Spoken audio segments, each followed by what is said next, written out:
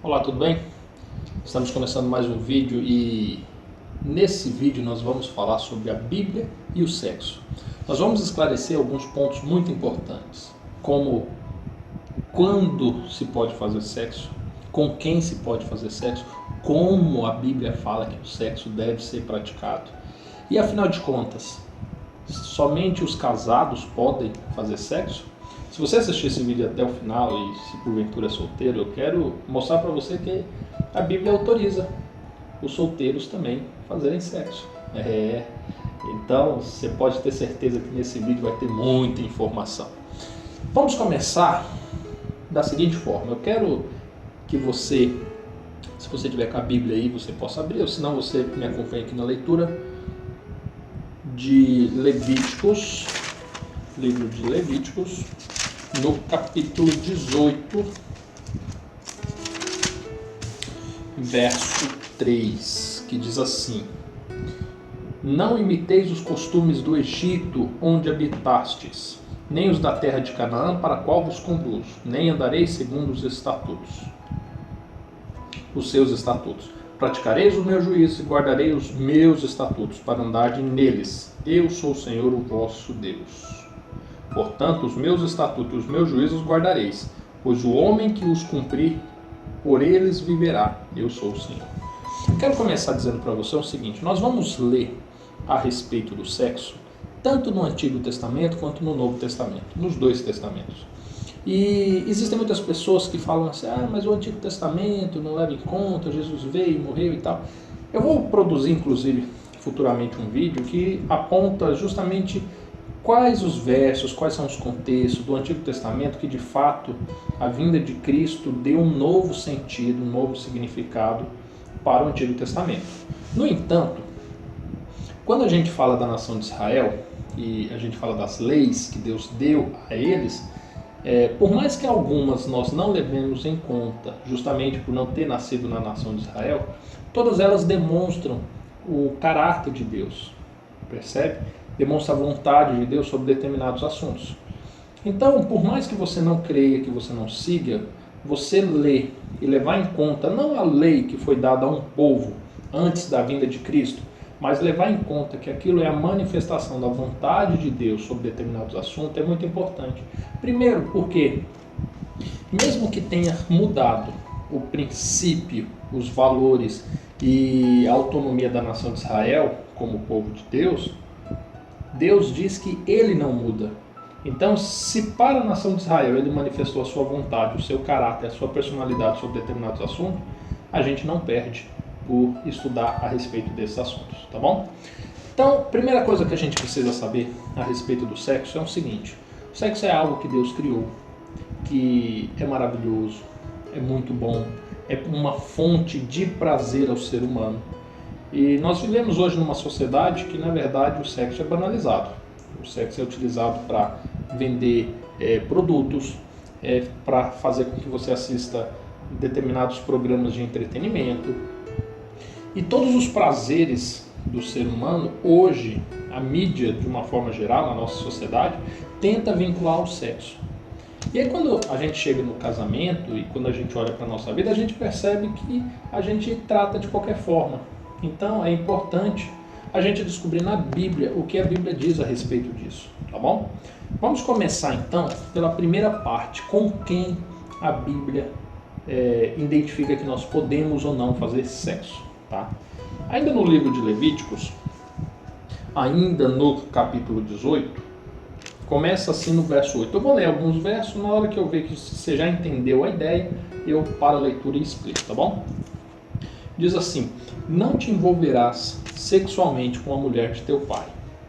Não te envolverás sexualmente com a tua irmã, quer seja filha de teu pai, quer seja filha de tua mãe, quer seja nascida em casa, quer fora dela. Não te envolverás sexualmente com a filha do teu filho ou com a filha da tua filha, pois te desonrarias a ti mesmo. Não te envolverás sexualmente com a filha da mulher de teu pai, gerada de teu pai, ela é tua irmã.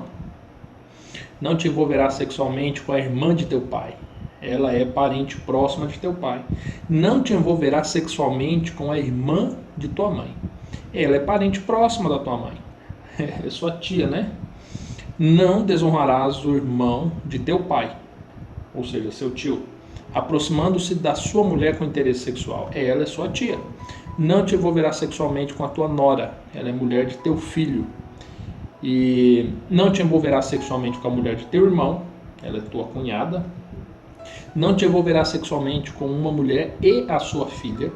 Não tomarás a filha de teu filho, nem a filha da tua filha, para se envolver sexualmente com ela.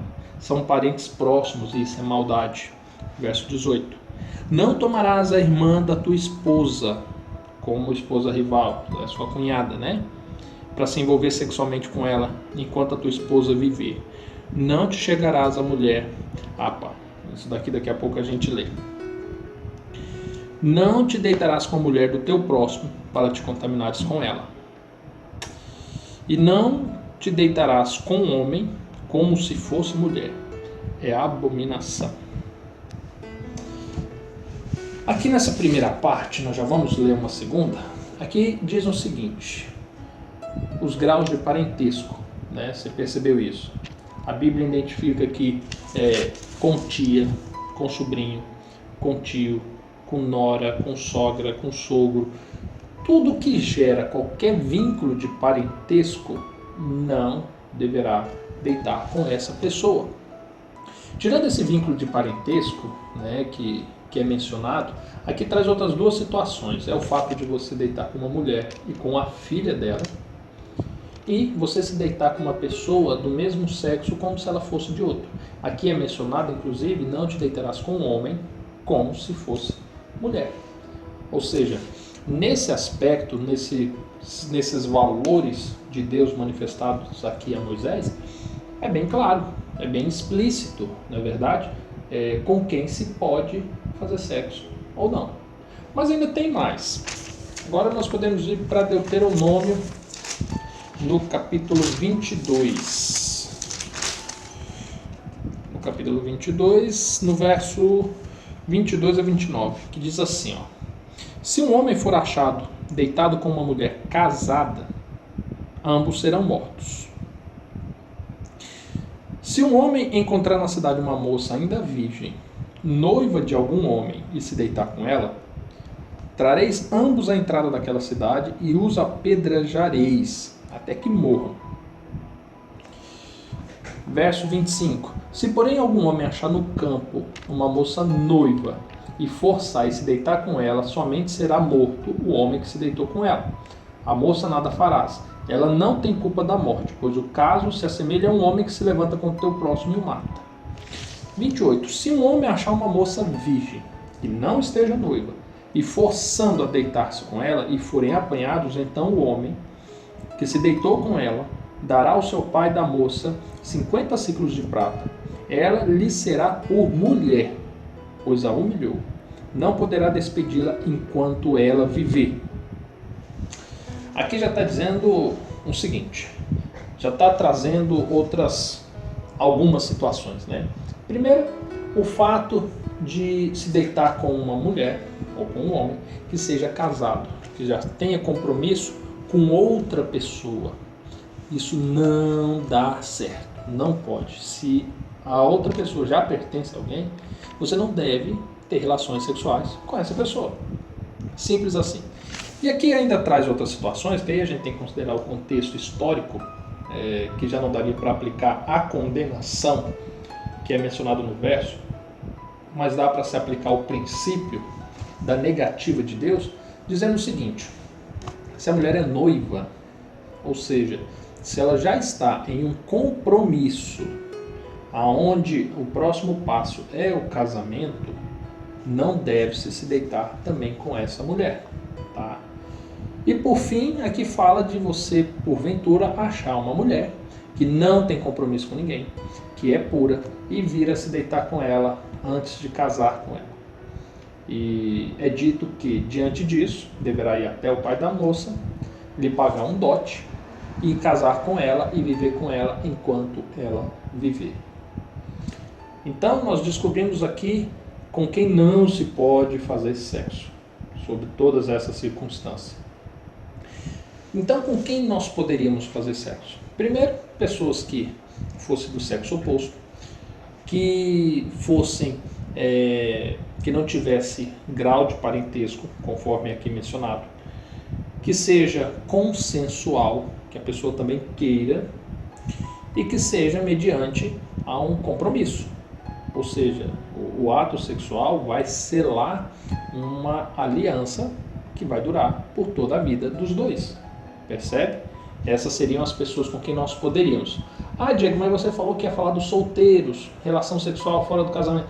Eu vou falar a respeito disso no final desse vídeo. Então você espera aí um pouquinho, tá bom? Esclarecido na Bíblia as pessoas com quem você pode ter relação sexual, nós vamos descobrir quando poderá haver a relação sexual. Como eu já disse, a relação sexual ela vai selar um matrimônio, ou seja, mediante o seu compromisso com essa pessoa e mediante o ato sexual, vocês se tornarão uma só carne. Então, dizer que você pode ter a relação sexual mediante todo esse compromisso, esse vínculo firmado em Deus, mediante as famílias e a celebração do ato sexual, já está implícito, né, que você deverá fazer relação sexual após casar. Então, eu não preciso dizer isso. Mas tem os outros versos interessantes. Agora a gente volta lá em Levítico. Levítico 18.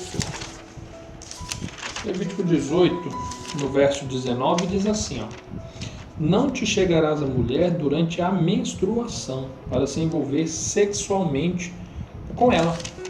Ou seja, a mulher, quando estiver no seu período de purificação, da menstruação, conforme diz a Bíblia, não tem sexo. Simples assim. A gente vê no livro de Levítico que Deus ele trata principalmente o sangue como algo sendo muito sério, algo que deve ser respeitado.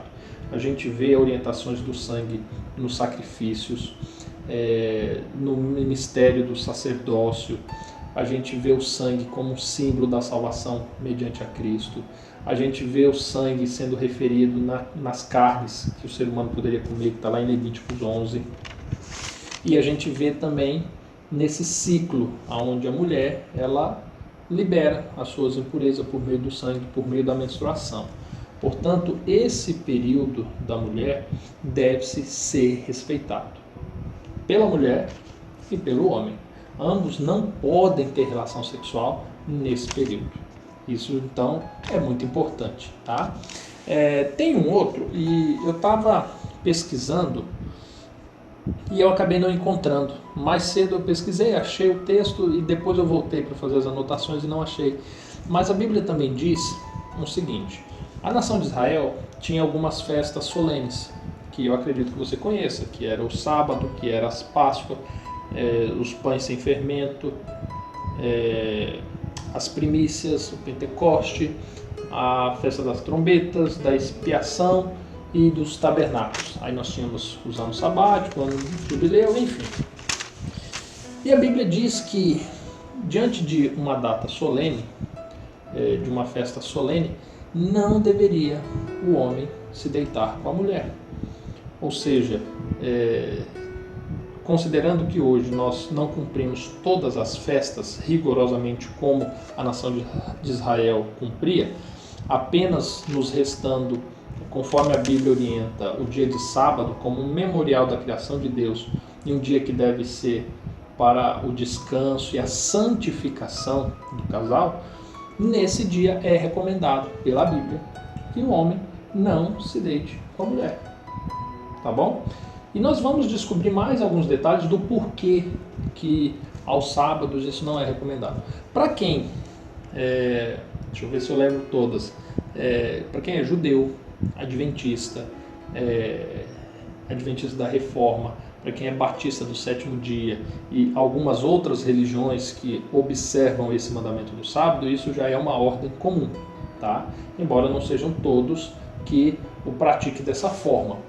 Mas para quem não observa o sábado como um mandamento, vai soar um pouco estranho. Mas se você se aprofundar a estudar esse princípio, esse mandamento desse dia, você vai ver que se faz necessário ser um dia diferente, um dia para santificação, e haver toda essa guarda desse dia, se privando inclusive do sexo. Eu vou fazer o seguinte: quando eu achar a passagem, eu vou deixar no comentário, tá? Vou deixar aqui na descrição do vídeo essa passagem. Vai ficar mais fácil do que eu ter que fazer um outro vídeo só falando a respeito disso, tá bom? Agora nós vamos lá para o Novo Testamento, livro de 1 Coríntios. 1 Coríntios também vai falar de sexo, e aqui quando a gente está falando de quando se pode fazer sexo, a gente já vai pular para como que deve ser o sexo. 1 Coríntios, no capítulo 7, verso 4 e 5, diz assim: a mulher não tem poder sobre o seu próprio corpo, mas tem o marido. Do mesmo modo, o marido não tem poder sobre o seu próprio corpo, mas tem a mulher. No verso 5 diz assim: não vos priveis um ao outro, senão por consentimento mútuo, por algum tempo, para vos aplicardes à oração. Depois ajuntai-vos outra vez, para que Satanás não vos tente por causa da incontinência. Aqui está falando um pouquinho a respeito de quando pode se praticar sexo. E segundo o mandamento bíblico, o sexo pode ser praticado a qualquer hora. E Paulo aqui ele fala o seguinte: que não cabe à mulher decidir a respeito do seu corpo e privá-lo do sexo se o marido quiser, porque o corpo da mulher pertence ao marido. Da mesma forma, o marido não pode privar a mulher do prazer sexual se ela assim quiser, porque o seu corpo pertence a ela.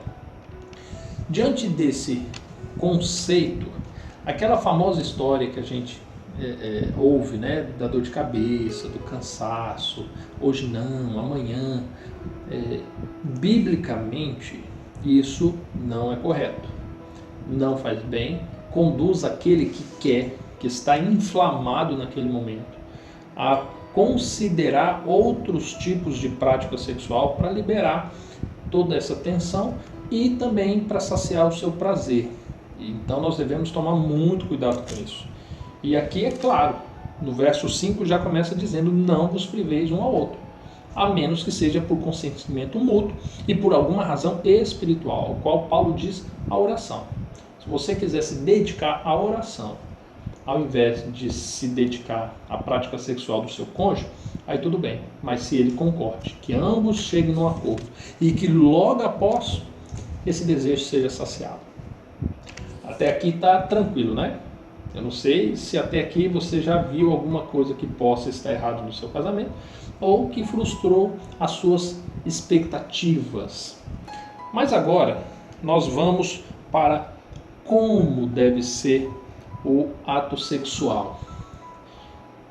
Primeira coisa que a gente vê ainda nesse verso, considerando que o corpo de um pertence ao outro, e fala para não se privar por meio de um consentimento, existem algumas coisas dentro do ato sexual que podem ser realizadas se houver o consentimento de ambos, que um não force o outro, que um respeite o outro, para que não haja uma quebra dos princípios bíblicos. Dentro disso, a gente vai verificar algumas coisas importantes do que deve conter ou de como deve ser o ato sexual. Vamos agora voltar lá no Antigo Testamento. Eu quero ir lá em Levíticos de novo, agora no capítulo 15. Olha só o que diz aqui em Levíticos 15. Verso 16 ao 18, diz assim: quando o homem tiver uma emissão de sêmen, ou seja, uma ejaculação, banhará todo o seu corpo em água, e será imundo até a tarde, ou seja, pela metade de um dia, o homem será considerado imundo para questões religiosas e espirituais. Também todo vestuário e toda a pele em que houver sêmen se lavarão em água e serão imundos até a tarde. Quando o homem se deitar com uma mulher e houver a emissão de sêmen, ambos se banharão em água e serão imundos até a tarde. Ou seja, todo ato sexual, ele te priva, nem que seja pela metade de um dia, para questões espirituais, a quesito de santificação. Diego, por que isso acontece? Não sei.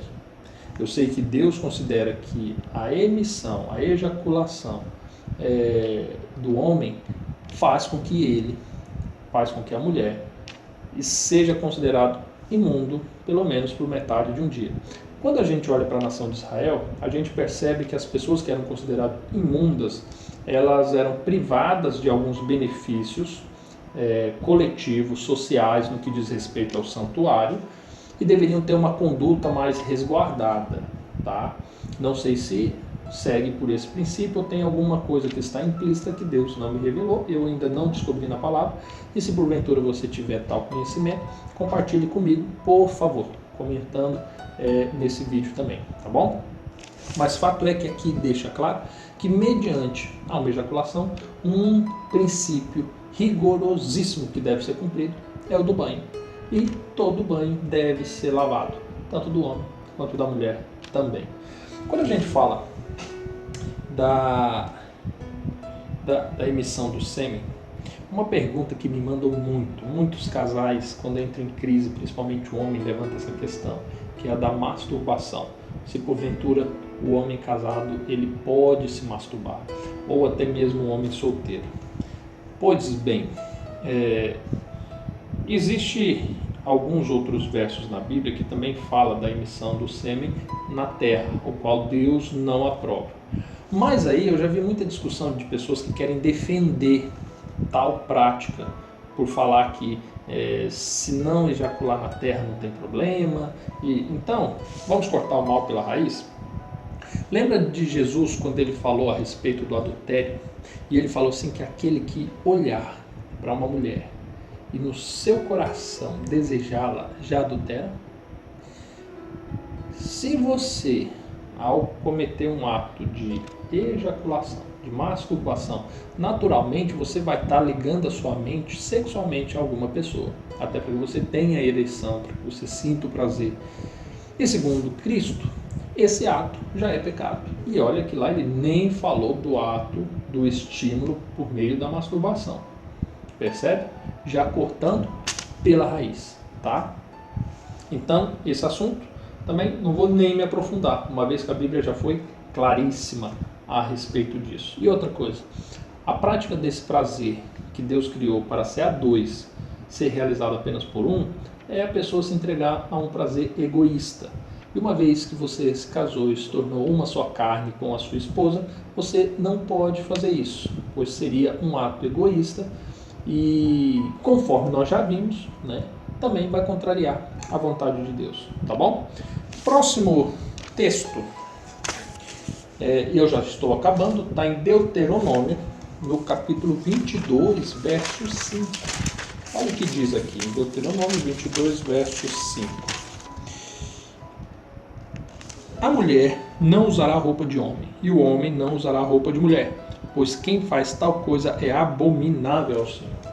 Você já ouviu falar de casais que têm fantasias e às vezes, não sei, talvez o homem tenha a vontade de se vestir de mulher ou ver a mulher vestida de homem e trocarem as roupas? Toma cuidado. Segundo a palavra de Deus, isso é abominável. Deus não se agrada. Deus detesta esse hábito. Então você tome muito cuidado ao realizar isso, ou querer que seu parceiro ou parceira, seu esposo, sua esposa, seu cônjuge realize tal ato, tá bom? E por fim, o último texto que iremos ler, está lá no Novo Testamento também, em 1 Romanos, primeira carta de Paulo aos Romanos. Primeira não, né? Ele mandou só uma. Como é que eu estou falando primeira? Mas se ele mandou só uma, é a primeira, né? Deixa eu contornar aqui meu erro. No capítulo 1, verso 26 e 27, que diz assim: pelo que Deus os abandonou às paixões vergonhosas. Até suas mulheres mudaram suas relações sexuais por outras, contrárias à natureza. Semelhantemente, também os homens deixaram as relações sexuais naturais com as mulheres. Inflamaram-se em sua sensualidade um para com os outros, homem com homem, cometendo atos indecentes e recebendo em si mesmo penalidade merecida pelo seu ato. pelo seu erro. Aqui, Paulo ele identifica que aconteceu algumas coisas nas relações sexuais que Deus desagradou, que Deus considerou um erro, considerou pecado, que foi a perca das relações sexuais naturais, ou seja, tudo aquilo que fugiu do natural, Deus considera pecado. Então, aqui nós percebemos homens e mulheres se inflamando em sua sensualidade. Menciona-se aqui a respeito dos homens se deitando com outros homens, o qual nós já vimos que Deus não aceita isso, e agora aqui nós reforçamos que uma relação sexual entre duas pessoas do mesmo sexo não é permitido com Deus. E diz também que as mulheres se submeteram a relações sexuais não naturais. O que seria não naturais? Quando a gente imagina uma relação sexual, nós imaginamos algumas formas de prazer que a relação pode submeter. Então, mediante isso, nós temos o natural, feito para a procriação, que seria o sexo vaginal, o qual sobre isso ninguém tem dúvidas. Mas nós teríamos pelo menos outras duas formas, que seria o sexo anal e o sexo oral.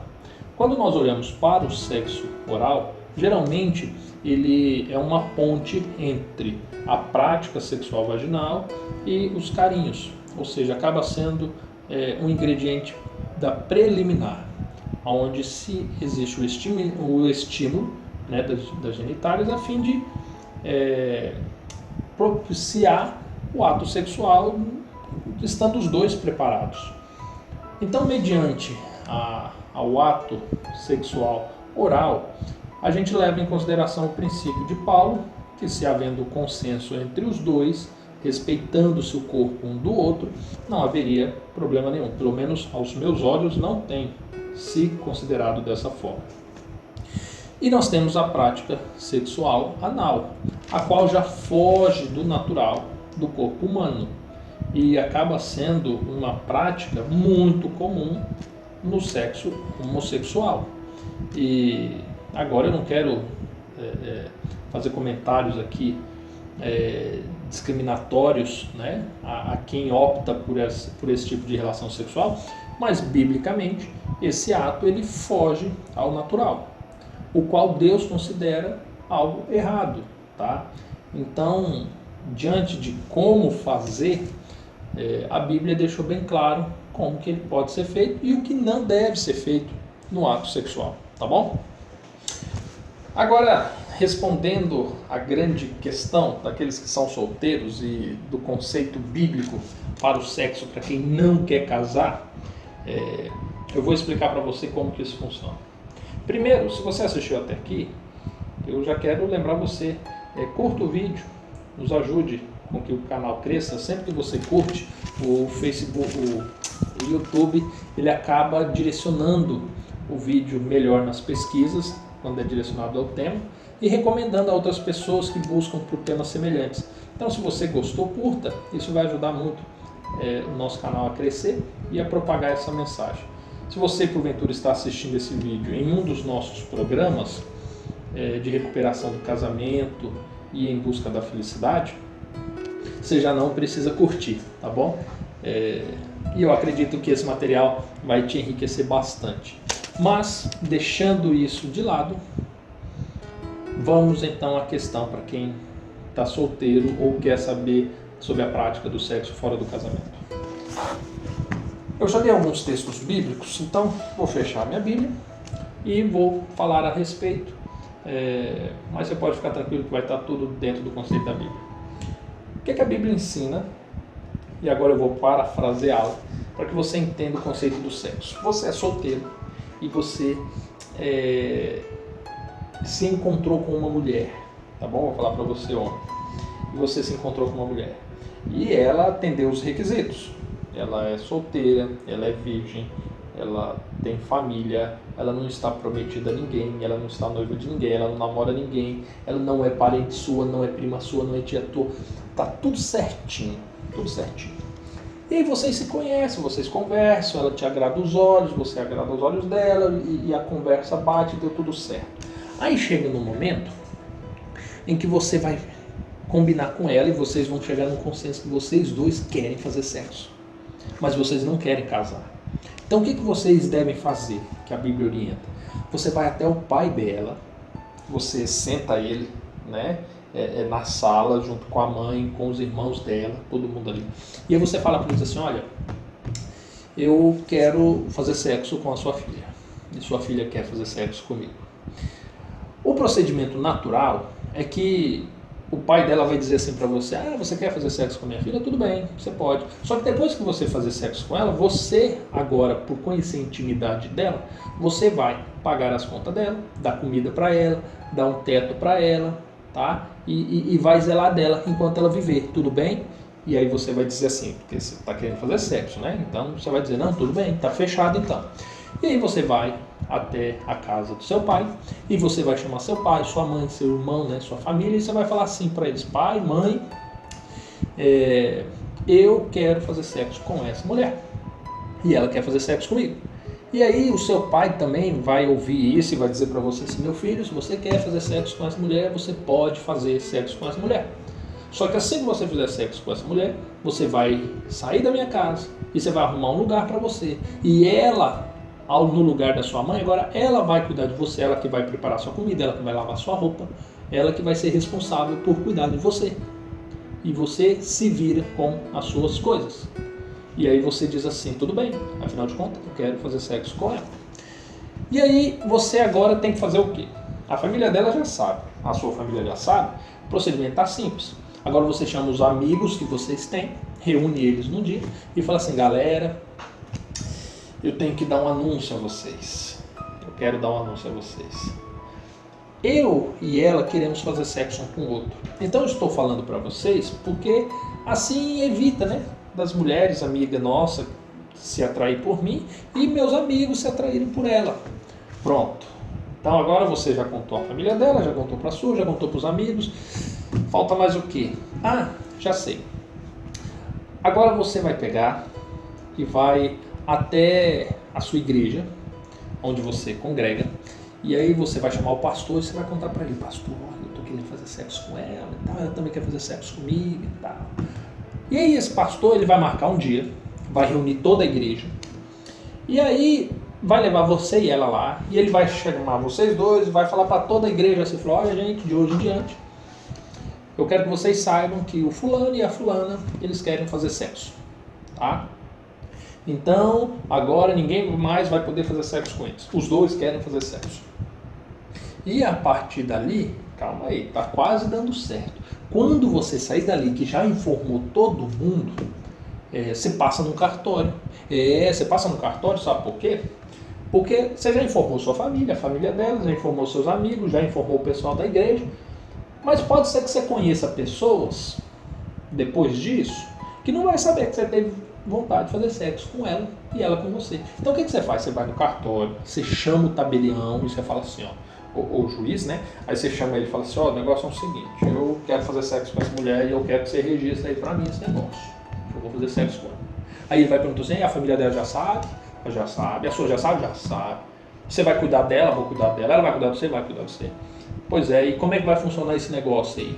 O que você tiver de bem você vai dar para ela, ou vocês vão rachar esse negócio, ou o que é seu, o que é dela é dela. Aí ele vai pegar e vai fazer esse documento, sabe? Organizando tudo bonitinho. Fez isso, meu irmão, corre pro abraço, sabe? Corre pro abraço. Rapaz, mas agora eu tô pensando aqui. Isso acaba sendo casamento, né? Eita. Não, mas se você quiser, você não precisa nem dar nome de casamento. Fala só isso, né? Você quer fazer sexo com a pessoa e tal, faz dessa forma e assim, casamento é um termo que hoje em dia as pessoas têm medo, né? Mas se você gosta dela, ela gosta de você, e vocês querem ficar juntos para sempre, rapaz, anuncia isso pra galera, registra isso em cartório e vai ser feliz, que Deus tem muitas bênçãos para você, tá bom? Fica com Deus, um abraço, até mais.